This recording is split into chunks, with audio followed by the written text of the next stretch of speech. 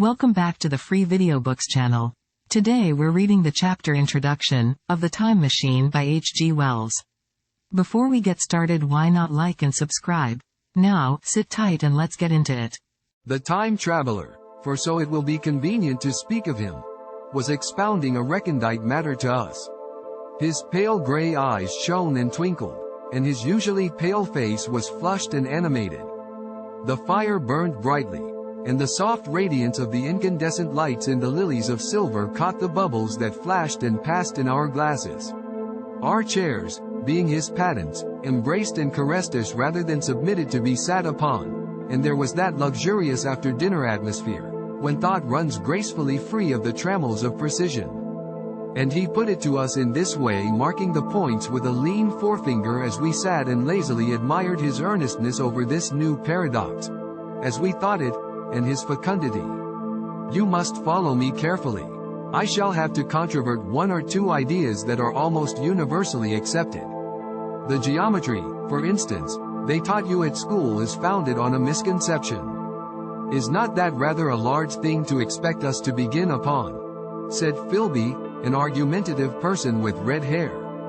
I do not mean to ask you to accept anything without reasonable ground for it. You will soon admit as much as I need from you. You know of course that a mathematical line, a line of thickness nil, has no real existence. They taught you that? Neither has a mathematical plane. These things are mere abstractions. That is all right, said the psychologist. Nor, having only length, breadth, and thickness, can a cube have a real existence. There I object, said Philby. Of course a solid body may exist. All real things, so most people think. But wait a moment, can an instantaneous cube exist? Don't follow you, said Philby. Can a cube that does not last for any time at all have a real existence? Philby became pensive. Clearly, the time traveler proceeded. Any real body must have extension in four directions. It must have length, breadth, thickness, and duration. But through a natural infirmity of the flesh, which I will explain to you in a moment, we incline to overlook this fact. There are really four dimensions, three which we call the three planes of space, and a fourth, time. There is, however, a tendency to draw an unreal distinction between the former three dimensions and the latter, because it happens that our consciousness moves intermittently in one direction along the latter from the beginning to the end of our lives. That, said a very young man, making spasmodic efforts to relight his cigar over the lamp. That, very clear indeed. Now, it is very remarkable that this is so extensively overlooked, continued the time traveler, with a slight accession of cheerfulness. Really this is what is meant by the fourth dimension, though some people who talk about the fourth dimension do not know they mean it. It is only another way of looking at time. There is no difference between time and any of the three dimensions of space except that our consciousness moves along it. But some foolish people have got hold of the wrong side of that idea.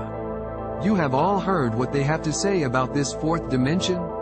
I have not, said the provincial mayor. It is simply this, that space, as our mathematicians have it, is spoken of as having three dimensions, which one may call length, breadth, and thickness, and is always definable by reference to three planes, each at right angles to the others. But some philosophical people have been asking why three dimensions, particularly why not another direction at right angles to the other three, and have even tried to construct a four-dimensional geometry. Professor Simon Newcomb was expounding this to the New York Mathematical Society only a month or so ago. You know how on a flat surface, which has only two dimensions, we can represent a figure of a three-dimensional solid, and similarly they think that by models of three dimensions they could represent one of four if they could master the perspective of the thing. See, I think so, murmured the provincial mayor, and, knitting his brows, he lapsed into an introspective state, his lips moving as one who repeats mystic words. Yes, I think I see it now, he said after some time, brightening in a quite transitory manner. Well, I do not mind telling you I have been at work upon this geometry of four dimensions for some time. Some of my results are curious. For instance, here is a portrait of a man at 8 years old, another at 15, another at 17, another at 23, and so on. All these are evidently sections, as it were, three-dimensional representations of his four-dimension being, which is a fixed and unalterable thing. Scientific people, proceeded the time traveler, after the pause required for the proper assimilation of this, know very well that time is only a kind of space. Here is a popular scientific diagram, a weather record. This line I trace with my finger shows the movement of the barometer. Yesterday it was so high, yesterday night it fell, then this morning it rose again, and so gently upward to here. Surely the mercury did not trace this line in any of the dimensions of space generally recognized? But certainly it traced such a line, and that line, therefore, we must conclude, was along the time dimension. But, said the medical man, staring hard at a coal in the fire, if time is really only a fourth dimension of space, why is it, and why has it always been, regarded as something different? And why cannot we move in time as we move about in the other dimensions of space? The time traveler smiled. Are you so sure we can move freely in space? Right and left we can go, backward and forward freely enough, and men always have done so. I admit we move freely in two dimensions. But how about up and down? Gravitation limits us there. Not exactly, said the medical man. There are balloons. But before the balloons, save for spasmodic jumping and the inequalities of the surface, man had no freedom of vertical movement. Still they could move a little up and down, said the medical man. Easier, far easier down than up. And you cannot move at all in time. You cannot get away from the present moment.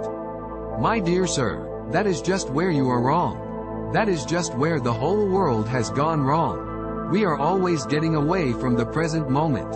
Our mental existences, which are immaterial and have no dimensions, are passing along the time dimension with a uniform velocity from the cradle to the grave. Just as we should travel down if we began our existence 50 miles above the Earth's surface. But the great difficulty is this, interrupted the psychologist. You can move about in all directions of space, but you cannot move about in time. That is the germ of my great discovery. But you are wrong to say that we cannot move about in time. For instance, if I am recalling an incident very vividly, I go back to the instant of its occurrence. I become absent-minded, as you say. I jump back for a moment. Of course we have no means of staying back for any length of time, any more than a savage or an animal has of staying 6 feet above the ground. But a civilized man is better off than the savage in this respect.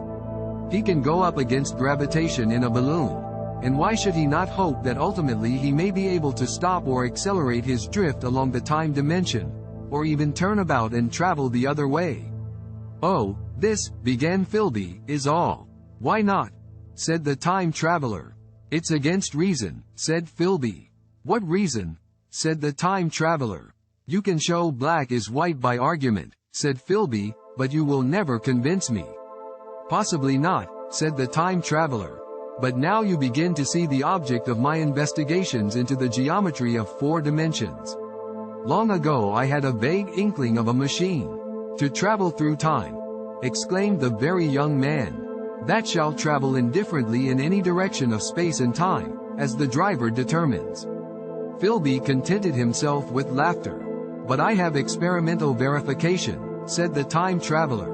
It would be remarkably convenient for the historian, the psychologist suggested. One might travel back and verify the accepted account of the Battle of Hastings, for instance. Don't you think you would attract attention? Said the medical man. Our ancestors had no great tolerance for anachronisms. One might get one's Greek from the very lips of Homer and Plato, the very young man thought. In which case they would certainly plow you for the little go. The German scholars have improved Greek so much. Then there is the future, said the very young man. Just think, one might invest all one's money, leave it to accumulate at interest, and hurry on ahead. To discover a society, said I, erected on a strictly communistic basis. Of all the wild extravagant theories, began the psychologist. Yes, so it seemed to me, and so I never talked of it until. Experimental verification. Cried I. You are going to verify that? The experiment, cried Philby, who was getting brain-weary. Let's see your experiment anyhow, said the psychologist, though it's all humbug, you know. The time traveler smiled round at us. Then, still smiling faintly, and with his hands deep in his trousers pockets, he walked slowly out of the room, and we heard his slippers shuffling down the long passage to his laboratory. The psychologist looked at us. I wonder what he's got. Some sleight of hand trick or other, said the medical man, and Philby tried to tell us about a conjurer he had seen at Burslem, but before he had finished his preface the time traveler came back, and Philby's anecdote collapsed. Did you enjoy today's chapter of The Time Machine? Why not subscribe and ring the bell? Next time we'll be reading the chapter, The Machine, don't miss it.